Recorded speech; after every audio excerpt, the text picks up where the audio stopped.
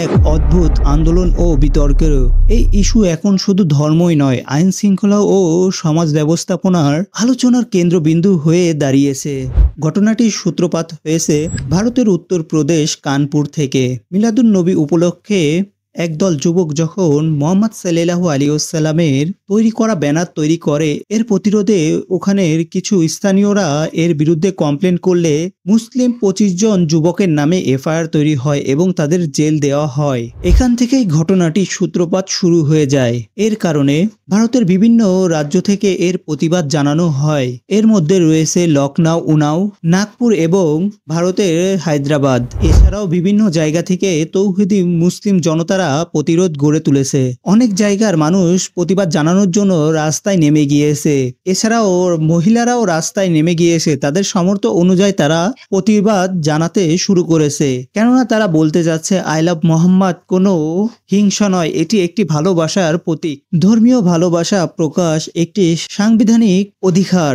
এতে প্রশাসন তাদের বক্তব্য জানিয়েছেন বিষয়টি সম্প্রদায়ী উত্তেজনা তৈরি করতে পারে, তাই আইন অনুযায়ী ব্যবস্থা নেওয়া হয়েছে।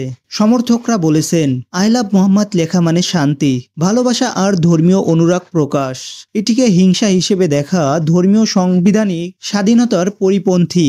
অপরদিকে প্রশাসন দাবি করে প্রকাশ্যের স্বাধীনতা আছে ঠিকই, তবে তা যদি অন্য সম্প্রদায়ের অনুভূতিতে আঘাত আনে কিংবা আইন শৃঙ্খলা বিরোধী কাজ হয়ে থাকে তাহলে সরকার তাতে হস্তক্ষেপ করতে পারে। এই ইস্যুটি নতুন করে ভারতের কাছে প্রশ্ন তুলেছে, তাহলে কোথায় তাদের স্বাধীনতা? ধর্মীয় অনুভূতির মত প্রকাশ আই লাভ মোহাম্মদ লেখা কি কোনো অপরাধ, নাকি এটি বিশ্বাস ও ভালোবাসার স্বাভাবিক প্রকাশ? উত্তর হয়তো সময় দিবে, কিন্তু এখন স্পষ্ট যে এই বিতর্ক ভারতের সামাজিক ও রাজনৈতিক অঙ্গন দীর্ঘদিন আলোচনা হবে এই বিষয়টি নিয়ে। এছাড়াও ভারতের আইন শৃঙ্খলা বাহিনী ভারতের বিভিন্ন অঞ্চলে যে সকল আন্দোলন চলছে তার বিরুদ্ধে পদক্ষেপ নিচ্ছে এবং তাদেরকে ধরে ধরে জেলে দেওয়া হচ্ছে। এটি কতটুকু যুক্তিসম্পূর্ণ অবশ্যই আপনারা কমেন্টে জানিয়ে দিবেন।